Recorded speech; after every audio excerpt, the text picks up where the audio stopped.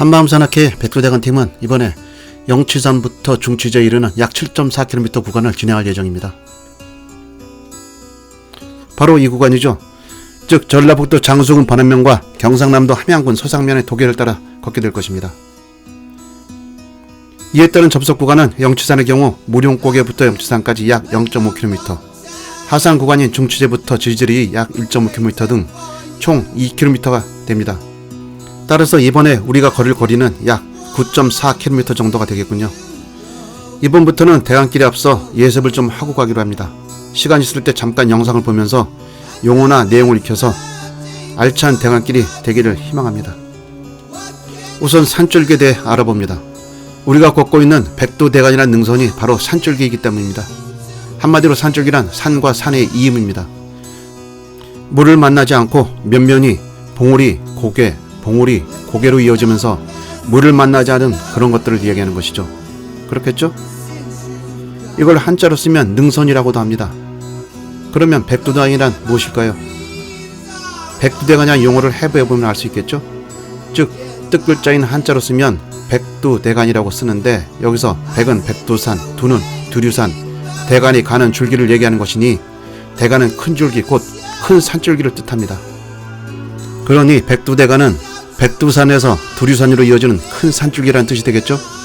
그리고 여기서 두류산은 지리산의 옛 이름이니 백두산에서 지리산까지 이어지는 우리나라의 근간을 이루는 최대의 산줄기라고 보면 될 것입니다.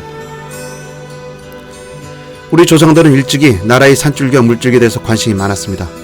농사를 본업으로 하는 농경국가였기 때문이죠. 물줄기와 산줄기는 사람들이 이동에 장애가 되었으니 풍속과 언어의 쓰임새가 그것을 경계로 서로 달라지게 됩니다. 그것들을 경계로 지금도 도, 시, 군, 구, 읍면 등이 구분이 됩니다. 즉 물줄기와 산줄기는 자연스럽게 행정구역을 구분하는 경계가 된다는 것입니다.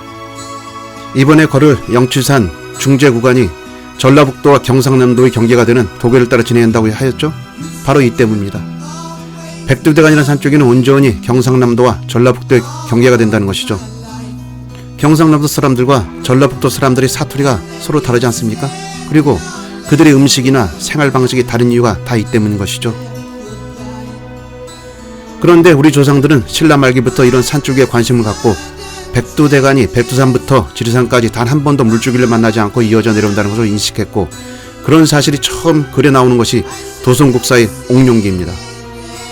도성국사는 우리나라의 풍수지리를 소개하였고 고려가 개국하는데 지대한 공헌을 한 인물이기도 한데 그는 그 옥룡기에서 우리나라는 지맥이 백두산에서 시작하여 지리산에 이르러서 끝나는데 라고 하여 비록 백두대간의 용어는 쓰지 않았다고 하지만 그 산줄기만은 인식했다는 것이죠.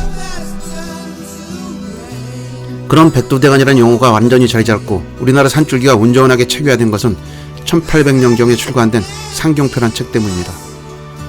여암 신경준의 저서라고도 알려진 이 상경표는 몇 가지 이유로 저자 미상으로 보는 게 맞을 것입니다. 세부적인 것은 복잡하니 여기서는 생략합니다. 어쨌든 이 상경표에 백두산에서 시작하여 지리산에 이르는 동안 지나는 산들을 일목요연하게 정리하였으며 또한 이 백두대간에서 가지를 쳐 분기하는 13개의 정맥과 1개의 정관까지 표기해놓는 등 그말로 우리나라 산줄기 백과사전 같은 것입니다. 정리하자면 상경표는 백두대간과 여기서 분기한 1정간 그리고 13정맥을 체계한 표이자 책입니다. 즉 우리나라의 큰 산줄기는 1대간, 1정간, 13정맥으로 봅니다. 그리고 이 정맥들이 백두대간에서 가지를 쳐나갈 때 거기서 발원하는 물줄기를 표기하였고 그 물줄기 이름을 따서 남쪽과 북쪽으로 흐르는 산줄기 이름을 정한 것입니다. 가령 백두대간의 한강 이북으로 갈라진 산줄기는 한북정맥, 남쪽으로 가지를 친 산줄기는 한남정맥이라고 하는 그런 식입니다.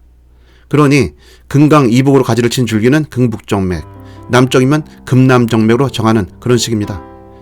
그리고 그 산줄기의 끝은 바다입니다.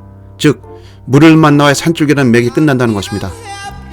이런 체계를 기반으로 최근 정맥 이하의 산줄기로 지맥이라는 하위 개념을 상정하여 신상경표에서는 162지맥, 대한상경표에서는 175지맥을 만들었는데 이것도 차차 얘기하기로 하죠.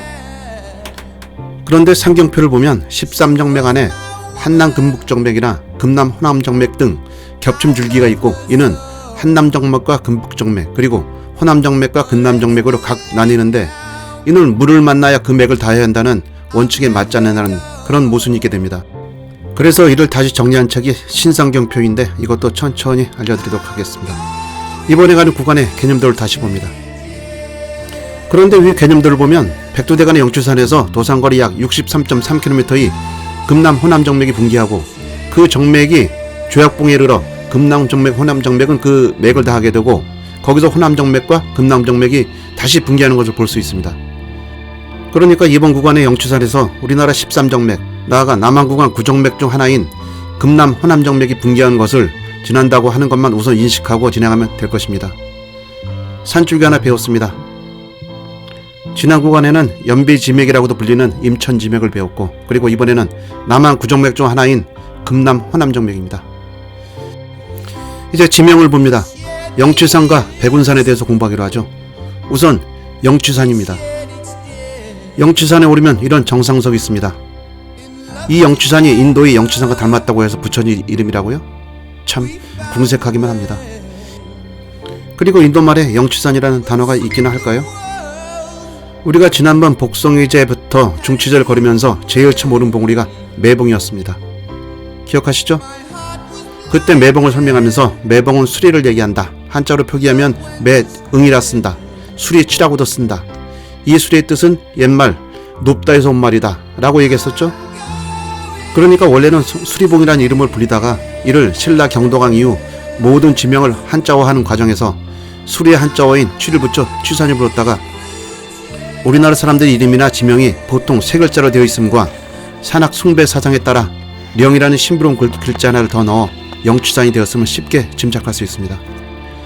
여러분도 여러 번 다녀오셨을 영남알프스 영축산도 실제 한자 표기는 영추산 혹은 취소산이지만 이 영추산이나 영남알프스의 영축산이나 서로 닮은 구석이 하나도 없으면 비춰볼 때 이는 예전에 있던 수리라는 이름을 가졌다가 다시 치봉으로 바뀌었다가 영추산이 되었다는 그런 얘기죠. 이번에는 백운산을 보죠. 우리나라에는 여기저기 백운산이라 이름을 가진 산들이 많습니다. 그런데 그 뜻을 보면 한결같이 정상부에 구름이 자주 껴 있어 그렇게 부른다고 합니다. 이것도 예의 없이 뒷면을 보면 흰구름산인데 산정에 눈과 구름이 많아 그런 이름을 갖게 되었다 그렇게 설명합니다. 이 역시 전혀 근거 없는 말이죠. 최남선의 불암문화론에 따르면 불암이란 박, 광명, 신, 하늘, 태양 등을 뜻하는 말이라고 합니다. 즉 단군 신화로 상정되는 우리의 천신숭배 사상 곧 이 발사상이 중국과 일본뿐만 아니라 유라시아 지역까지 퍼져나갔는데 우리 지명에는 이런 이유로 특히 이 밝을 듯한 지명이 많다고 지적합니다. 그 대표적인 것이 이 밝의 한자어인 백자 계열의 이름이라는 것이죠. 그런데 이 밝의 활용형인 발간, 발근해 이런 것들이 태양을 뜻하기도 하며 이 발간이 한자로 쓰이면서 광이 되기도 하고 또 발글명, 불굴적, 발족을 받게 되는 것은 아주 자연스러운 현상이랄 것입니다. 그러니 우리나라 전역에 퍼져있는 백운산이라는 이름은 이런 산악숭배 사상에서 비롯된 이름이 시간이 지나면서 백운산 혹은 적악산 등으로 표기되어 불리게 된 것입니다. 그러니 흰구름 운운하는 얘기는 그렇게 불리던 이름을 억지로 한자화해 부르다 보니 그렇게 유추 해석해서 부른다고 보면 될 것입니다. 이 정도로 하고 대강길에서 뵙도록 하죠. 궁금한 게 있으면 또 질문해 주시면 제가 잘 말씀드리겠습니다. 수고하셨습니다.